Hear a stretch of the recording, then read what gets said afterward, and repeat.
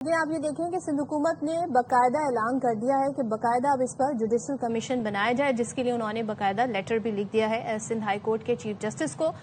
تو اب ظاہر ہے یہ بڑا دیرینہ مطالبہ تھا ان اپوزیشن جماعتوں کا، ان سے پوچھ لیتے ہیں کہ وہ اس بارے میں، اس رپورٹ کے بارے میں جو پریلیمنری رپورٹ آئی ہے اور جو اب اسٹیپ لیا گیا ہے اس پر کیا کہتے ہیں۔ ہمارے ساتھ موجود ہیں MKM پاکستان کے رہنما حیدر عباس رضوی صاحب۔ تھینک یو سو مچ حیدر صاحب جوائن کرنے کے لیے۔ بتائیے گا ایک بڑا مطالبہ تھا یہ آپ کا، آپ اپوزیشن کا، کہ جوڈیشل کمیشن بنایا جائے،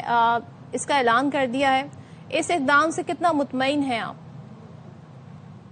بہت شکریہ۔ دیکھیے، سب سے پہلے تو MQM کا مطالبہ جوڈیشل کمیشن یا جوڈیشل انکوائری کا نہیں تھا، بلکہ MQM کا مطالبہ اس وقت بھی یہ ہے کہ Pakistan Commission of Inquiry Act 2017 کی ذیلی شق 3 کے تحت ایک وفاقی سطح پر انکوائری ہونی چاہیے تاکہ حقائق کا پتہ چلا جا سکے۔ یہاں پر جو انکوائری اس وقت ہوئی ہے، جو انہوں نے کی ہے، وزارت داخلہ سندھ سے خط لکھا گیا ہے چیف جسٹس آف سندھ کو، تو وہ ایک سنگل جج انکوائری انہوں نے ڈیمانڈ کی ہے اس خط میں۔ تو ہماری جو لیگل اور کانسٹیٹیوشنل ایکسپرٹس ہیں وہ اس کو دیکھ رہے ہیں، باوجود اس کے کہ ہم اپنے مطالبے پر قائم ہیں، مگر پھر بھی ہم اس کو دیکھ رہے ہیں کہ ہم کوئی ضد یا ہٹ دھرمی کے اوپر تو قائم نہیں ہیں، ہم اس کو ایویلیویٹ کر رہے ہیں اور ایویلیویٹ کر کے پھر ہم اپنا موقف واضح کریں گے۔ حیدر بھائی، جیل میمن صاحب یہ کہتے ہیں کہ یہ جو عدالتی تحقیقات کا فیصلہ ہے یہ کسی پارٹی یا کسی سیاسی دباؤ میں آ کے نہیں کیا، یہ صرف اس لیے کیا گیا تاکہ مزید ایک ٹرانسپیرنٹ انویسٹیگیشن ہو سکے شفافیت کے ساتھ۔ ان کی اس بیان پر آپ کیا کہیں گے؟ ابھی تو اس بارے میں ہم کوئی حتمی رائے قائم نہیں کر سکتے، اور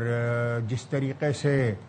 سندھ حکومت ان معاملات کو لے کے چلی تھی تو اس میں تو یہ نظر آ رہا تھا کہ انہوں نے ہر چیز کا شروع میں انکار کیا ہے۔ نہیں واٹر باؤزر جو ہیں وہ ٹائم پہ پہنچے ہیں، ہر چیز ٹائم پہ ہوئی ہے، آگ بجھانے کی پوری کوشش کی ہے، اور آخر میں اب وہ یہاں تک ضرور آ گئے ہیں کہ انتظامی غفلت کی بنیاد پر یہ ساری کارروائی ہوئی ہے۔ تو اب دیکھتے ہیں کہ کیا صورتحال ہوتی ہے، اور جو تحقیق ان کی تھی 21 پیج کی تحقیق ہے، ابتدا تو انہوں نے یہی کی کہ ایک معصوم بچے سے کی، جو حیرت انگیز ہے بہرحال۔ تو دیکھتے ہیں کیا نکلتا ہے۔ MQM کے بھی جب تک آئینی ماہرین اور قانون کے ماہرین اور سیاسی مشاورت کے بعد اس کا جواب دیں گے انشاءاللہ۔ اور حیدر صاحب ذرا یہ بھی بتائیے گا، کل جو پریس کانفرنس کی شرجیل نام میمن صاحب اس میں یہ فرما رہے تھے کہ اب جو عمارتیں ہیں غیر قانونی لیز دینے والوں سے بھی تفتیش ہوگی۔ ظاہر ہے پورا یہاں پر تو ہم دیکھ رہے ہیں سسٹم میں پورے یہ سارے لوپ ہولز ہمیں ہر جگہ نظر آ رہے ہوتے ہیں، خاص طور پہ جو بے ضابطے گیا ہیں اس حوالے سے میں بات کروں، اس پر بھی کارروائی کی ہدایت کی گئی ہے۔ تو آپ سمجھتے ہیں it's a step in a right direction? دیکھیے، بات یہ ہے کہ بالکل تحقیقات ہونی چاہیے، اور تمام تر تحقیقات ہونی چاہیے، ہر طرح کی تحقیقات ہونی چاہیے، اور ہر ایک سے تحقیقات ہونا چاہیے، مگر تحقیقات جو بھی ہوں شفاف ہوں، غیر جانبدار ہوں، اور اس پر کوئی سیاسی چھاپ نہ لگنے پائے، کہیں ایسا دکھائی نہ دینے لگے کہ ایسی صورتحال پیدا ہو جائے کہ جو نظر ہی آئے کہ شاید کوئی پولیٹیکل اس میں اینگلنگ کی کوشش کی جا رہی ہے۔ اسی لیے ہم بار بار یہ ڈیمانڈ کر رہے ہیں کہ Pakistan Commission of Inquiry Act 2007 sub class 3 کے تحت وفاقی سطح پر یہ انکوائری ہونی چاہیے۔ اچھا حیدر صاحب، خالد مقبول صدیقی صاحب یہ کہتے ہیں کہ MQM کا کراچی کو وفاق کے حوالے کرنے کا مطالبہ غیر آئینی نہیں ہے، اور وزیر اعظم سے بات کریں گے، تو آپ کیا توقعات رکھتے ہیں اس حوالے سے؟ اگر وزیر اعظم سے بات کی جائے گی MQM کی جانب سے تو ان کا کیا رد عمل ہوگا اس بات پر؟ یہ تو بات بالکل ازہر من الشمس ہے کہ یہ کوئی غیر آئینی مطالبہ نہیں ہے، اور پاکستان کے آئین کے آرٹیکل 148 اور 149 میں اس کی گنجائش پوری طرح موجود ہے، اور MQM اس وقت پولیٹیکل آپشنز دے رہی ہے، چاہے وہ صوبوں کی بات ہو یا کراچی کو وفاق کے حوالے کرنے کی بات ہو، جو بھی جتنی جلدی ممکن ہو سکے میرے خیال سے کیا جانا چاہیے،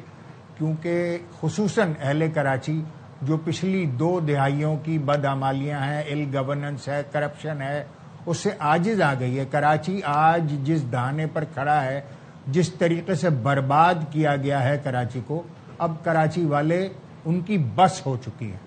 اور یہ بھی بتا دیجیے گا اب جتنی اس ایشو کے بعد ہم نے دیکھا کہ سیاست بھی ظاہر ہو رہی ہے اور اس حوالے سے کافی بیانات میں تیزی بھی آ گئی ہے.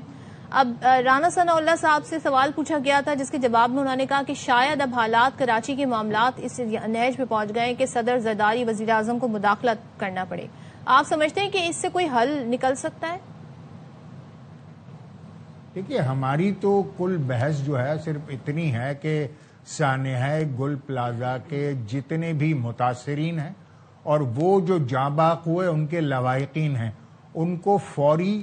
مفت اور مکمل انصاف مل سکے. ہماری ساری کوشش اس بات کی ہے اور اسی لیے ہم بار بار مطالبہ کرتے ہیں کہ Pakistan Commission of Inquiry Act 2017 کی سب کلاس 3 کے تحت اگر یہ شفاف اور غیر جانبدار انکوائری ہو جاتی ہے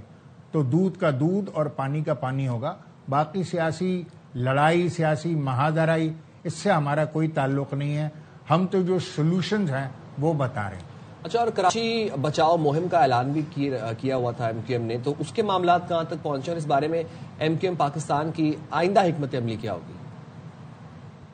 دیکھیے کراچی بچاؤ مہم آگے چل رہی ہے. میں نے 3 دن پہلے جا کر حیدرآباد میں پریس کانفرنس کی ہے. اس میں ہم اب حیدرآباد بچاؤ مہم کے اوپر بھی کام کر رہے ہیں اور اس کے آگے میرپور خاص، سکھر، نوابشاہ اور سندھ کے دیگر شہروں کی طرف بھی جائیں گے اور ہم پوری کوشش کریں گے کہ کراچی بچاؤ مہم جس کی آواز اب پورے پاکستان میں گونجنے لگی ہے کہ وہ آواز پورے پاکستان میں جائے اور پاکستان کی تمام اسمبلیاں اس پر اپنا اپنا اظہار خیال کریں. ٹھیک ہے، بہت شکریہ حیدر بھائی، آپ نے باخبر سویرا کے لیے وقت نکالا اور یہ چیز ایٹ لیسٹ اپوزیشن کی مان لی گئی کہ اوپن انکوائری ہے جسے جوڈیشل کمیشن بنا لی گئی ہے تاکہ ٹرانسپیرنٹ تحقیقات ہو سکیں گل پلازا کی تمام طرح سانحے کی. اینڈ آئی بلیو کہ اس کے اندر بھی جو انکشافات ہوں گے وہ آپ کے ساتھ بھی شیئر کریں گے.